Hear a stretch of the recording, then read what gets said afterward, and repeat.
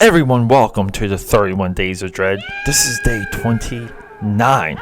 And if you're not familiar, the 31 Days of Dread is the Dream Warriors annual podcast event where we do one horror movie a day for the entire month of October in celebration of Halloween because we like candy and gore. But look, you already hear those scary sounds. That music has crept in. Let me just fade away and we can get to it, because today we are talking about the 1909 Phantom of the Opera. It's a tale as old as time. That's how old this saga is. Let's get to it. Wow, how does it feel, everyone? We're nearly done. We have another two left. So what's coming after? How do you follow this up? Because this movie, it's pure 90s, it's pure gore, it's pure over the top.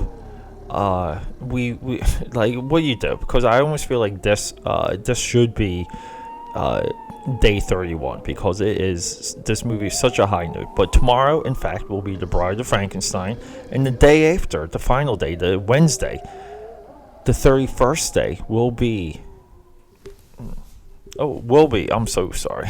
Will be the Haunting of Hill House, the Netflix original series. Yes, all 10 episodes have been watched, and thank you for doubling up. I'm thanking myself last weekend, because otherwise it would not be possible.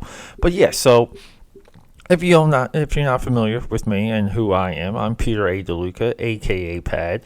You can find me on social media, aka Pad, Twitter, Snapchat, aka Pad 13 on Facebook and Instagram, aka Pad69 on the Xbox if you're familiar with such things, and aka Pad on Patreon, which means that you can donate, you can help fund original content, you can help fund this very show, because we need things like more hard drives, we need more storage space, better mics. I would like to start paying some of my contributors for being here, giving them a little bit something as a thank you. Your money helps drive this. I would like to travel and talk to individuals about the Dream Warrior revolution that's happening. And what is the Dream Warriors revolution? It's long-form film conversation, because lives change, people change, you and I change, and sometimes you hate a movie, and then later you love it. And I like documenting it. I like analyzing that sort of thing. I like watching a movie and not talking about it immediately. I like letting it sit, and this is actually a case of that. Since I tripled up on episodes a week ago, I was able to slowly digest not only this movie, but the entire Phantom of the Opera franchise. We'll just call it a franchise. And it really blew me away. I forgot how old of a story this is. It goes back to 1909. The silent movie is 1925, and it's a 2-hour-long silent movie. And then, essentially, it became a musical. And the musical is what really solidified the character at that point in the hearts and minds of people. The silent film was always there. Remco, the toy manufacturer and model company, did a line at one point of Universal horror monsters, and they included, we had our heavy hitters, but they included Phantom of the Opera, who was a glow-in-the-dark figure at the time, and in this lineup. And technically he's not a original Universal monster, but sometimes he's lined up with them. So the character itself is an adaptation. So he's just like Dracula and Frankenstein, and he's not original, unlike the Wolfman and the Mummy. The Mummy's been my favorite of all of them. But so what drove me to this? And it was two things. So I've been talking with Norm more and more. Norm just bought a house. He calls it the money pit. Every time I talk to Norm, there is literally a new horrific issue that has spurred up, and it's somewhat heartbreaking. Watching, listening, talking to Norm, kind of go through it. Not really watching and listening, but sharing some of his pain. It sucks. It sucks when you buy a new place and it's nothing but issue. Hey, technically, I dodged the bullet not purchasing the Dream Warrior Studio.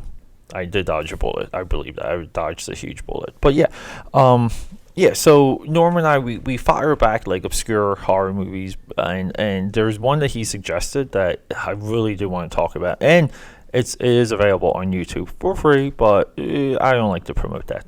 We'll talk about that later, not this episode though. But I hit Norm up, and I'm like, hey, did you ever watch the Robert Englund Phantom of the Opera? Because Norm's met Robert, I think, a couple times. He's got a few pictures with him. I think he actually hung out with him at like a VIP event.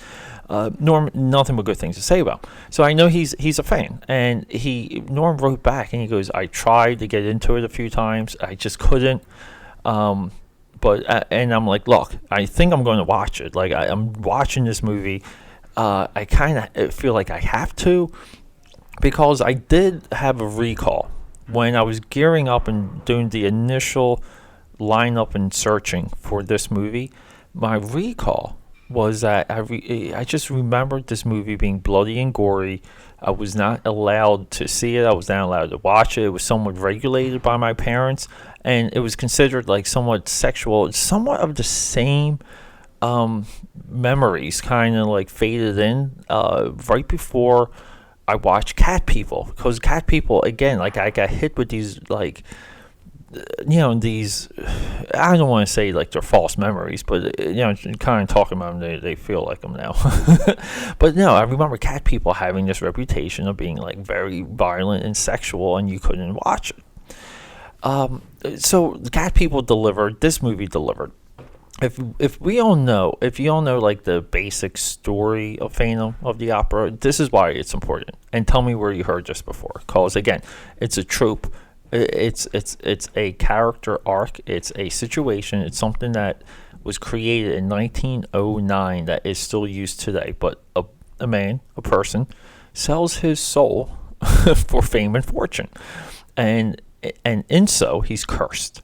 And look, we have iterations of this, and we have like I'm thinking Spawn. Spawn is just like Phantom of the Opera. We have Phantom of the Paradise, the Brian De Palma movie. That's almost like a punk rock version of this, but it's more of a adaptation and a take more than a like a stripping. Spawn just strips the Phantom out of the Phantom and the core concept, which is selling your soul to get something, like selling your soul to the devil to get something in return. Like that's the hook for Spawn, and that's that's at the core, that's the hook for Phantom. And then along the way, it's like this love, intertwined love, which is very Dracula and very The Mummy. So the Phantom on a thematic level perfectly fits into this block of characters now, and it's so interesting that again, like not much has been done in bringing these characters together on the big screen outside of like Van Helsing, Monster Squad, and I'm really struggling for what else to collect and have like a cohesive thread that explains it all. So this movie, okay, flashes forwards and backwards. It's modern day, so it's somewhat in the 90s big city. We can say New York, we can say Chicago, Detroit, doesn't matter. It's a city in the 90s, and then it flashes back, and the movie projects like the narrative in such a fun way. And I say fun because every time they were flashing forwards and backwards, I was so into it, and to me that's fun. Any rumbling you hear, we got some guys working. The construction crew is still dissecting the set from 17 Bridges. If you guys aren't familiar with, the Dream Warrior studio was used for a big Hollywood movie called 17 Bridges, starring the Black Panther guy, Gambit, the Baroness, Keith David, from The Thing and Armageddon, and the voice of Spawn, two Spawn references today. But anyway, so they're working. I have to record. We're going to just all have to be adults and deal with. But yeah, so Robert, like this movie is like perfect for Robert Englund because again, it's full makeup. This is his finest acting job. This is better than any Freddy movie. Freddy is somewhat one note. This character is deep, and he's tortured, and he has a voice, and he has something to say, and there's something that he's trying to correct. This really comes through in his performance.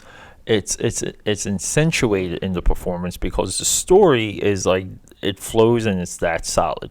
So essentially, he's like a modern day, like producer. He's funding operas. He finds his soulmate, the spirit of the woman he loved is somewhat reincarnated in this new opera singer, and his music now is what binds the two spirits together. And holy crap, like, what a deep idea for any age. I think of all the versions, this is the version I would want someone to watch. I don't want someone to see the musical. I don't want someone to see the silent film. I want someone to see this. I don't even want someone to see Phantom of the Paradise, which I'm a huge fan of. I think this is the version of the movie because it pulls in the modern day and better like than most. And this dude, when I say bloody and I say gory, the Phantom literally decapitates people. Okay? The Phantom rips off heads. He is somewhat of a crime fighter. Okay? He's shot like a crime fighter. He is shot with a cape. He's shot in silhouette. Okay? There's tons of backlight. It's awesome. Okay? Now, his face is dismembered, scarred, gory, red, shiny. And we see it. We see him dealing with his face, with his scarification throughout the years. Okay, we see how he maintains it. So he's like stitching pieces of skin together that he gets from like some of his victims, and then eventually at the end of the movie, he has more of a like prosthetic that is perfectly molded for his face. That's a quick fix. And that's kind of cool. Okay, and again, like these things I was not expecting. This movie passed me over for too long. I urge Norm to watch this movie. This movie is such a joy. It's such a pleasure that I literally pretty much watched this movie for 2.5 days with other Phantom. Netflix has one. Amazon Prime has this and the silent version, and I was really able to go through them all and dissect and compare. Now, I don't want to go too deep into the silent, too deep into the musical version that Netflix has. The musical version I think Netflix has was 2004. That might have been the last time a big budget version of this movie actually like tried to have an impact. Way overdue, okay, because we're approaching 2020 here. Hey, the Wachowskis, their production studio just shut down, and a good amount of people lost their jobs, and they should have been working on this, but they were working on a Robin Hood reboot or something. They should have been working on Phantom. They definitely would have got interest. Hey, sometimes it's the right idea at the right time. Robin Hood is close to Arrow. There's a new Robin Hood movie already coming out. I think it has Jamie Foxx in it. Timing's everything. You could have went to the you could have went to the books and to the data, and this property would have emerged as overdue for another interpretation, another attempt. Again, King Arthur goes through this every so many years. Robin Hood goes through this so many years. Whatever. Like Phantom needs it. Dracula needs it. This is one of the baselines for the 31 Days of Dread. Every time we talk about these really old horror movies and these really old horror characters, we bring this up. We bring up the interpretations and the amount of times that we've seen them on screen and which ones are maybe the most effective or the best. And look, Phantom, an adult version of Phantom, awesome. Now, this movie shot so well. It's shot, it's lit. Dwight H. Little is our director. He later went on to do like just TV. He became like a TV guy. So he's still working today.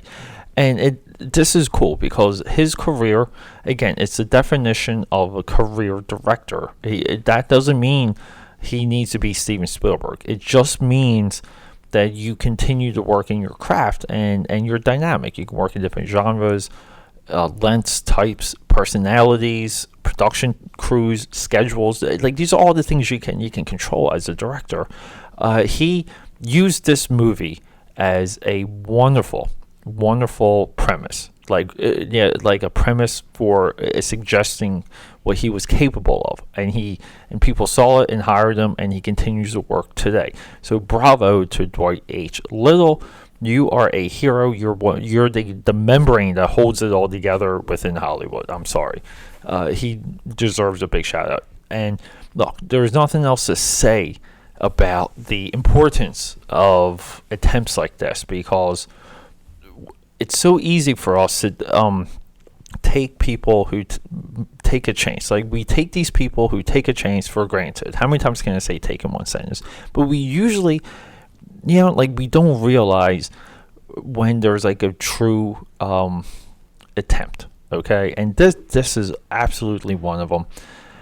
So getting into like the shot. So it's all like, this movie has like the visual identification, the visual tropes of Phantom of the Opera, and one of the focused scenes is like this grand masquerade party where the Phantom kind of like, now he can go out into the world. He can do, again, Teenage Mutant Ninja Turtles. So many other properties have done this exact thing. Okay, it's like, oh, it's Halloween, I don't have to put my mask on. So there's this ball. Okay, and he goes to this masquerade ball, and it's in this movie. Okay, and the way how Dwight shoots it, it's a very small room. And yeah, it's a small enough room to fit a crane in, or big enough room to fit a crane in. And if you focus on the stairway, okay, during this scene, you can see the stairway 5 or 6 times from 5 or 6 separate angles with different things like facing you, the viewer, like between, like he does like the acre, like the foreground, meaning there's 4 layers of things. And he makes it interesting. It's hard to catch, but it's there, and it's a symbol of true filmmaking. Okay, we view filmmaking a lot of times as like the big stuff, the action things, but no, filmmaking is subtle. Filmmaking is when you know what character of the screen, like what side of the screen the characters are on. It's not like characters always being on the left versus always being on the right. There's a cutting and editing and a shot description of conversations, and these are the subliminal things that happen that we don't realize are happening while we're watching the movie. Now, good directors do this. They learn to do it. It's a craft. You don't do it instinctively, because what we see people do instinctively is kind of our Day 28 Ghastlies. Ghastlies is a more of an instinctual movie, and it breaks because it doesn't have a visual flow. There's no visual line work throughout the movie. Can it improve with practice? 100%, but there is a craft to be learned, and the people who learn it have to work within the system for so long, and you're taught it. And this movie is it is that right down to the bone. And so what happens? Like, I don't know. I didn't do too much research to know what other people say about this movie now, but it definitely, Freddy Krueger was just on the Goldberg show. No, the Goldsteins. It's some nostalgic show I don't watch, but I know they got him back to do Freddy. He probably got a really good payday for it. And, it's all over social media. It's like, oh, Freddy's back, played by Robert, Englund. Okay, great. But what about this movie? What about his best performance? What about him really being an actor, not just a guy in makeup? Because that's what we view Freddy as. Again, maybe we're simplifying it. Maybe we're taking a lot of it for granted. But at the end of the day, his work in this movie tells us how good of an actor he is. But look, with that being said, thank you again for joining me. You know how to support me. Links are in this description. There's actual physical links on SoundCloud. You can donate, you can fund, you can help me out. There's so many ways to fund the original content created by me, Peter A. DeLuca, your boy. And look, we got 2 days left. I am excited. Bride of Frankenstein, a Netflix series, The House on the Haunting. Oh my God, The House on Haunted Hill. Oh jeez, I'm getting a brain fart because it's been remade like twice. But anyway, we have a lot coming. I love you all. Thanks for joining me. And look, hey, we do have Mark coming. I'm teasing Mark a lot because I have a feeling we're going to sit down and do like a 4-hour discussion. But hey, have a great day, and hey, happy Halloween.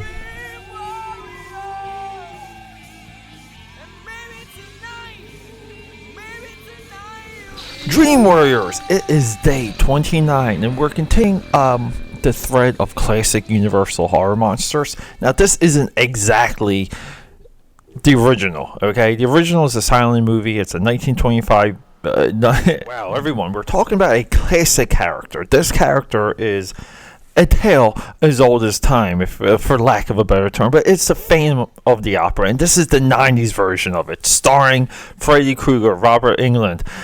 England, not England. Everyone, welcome.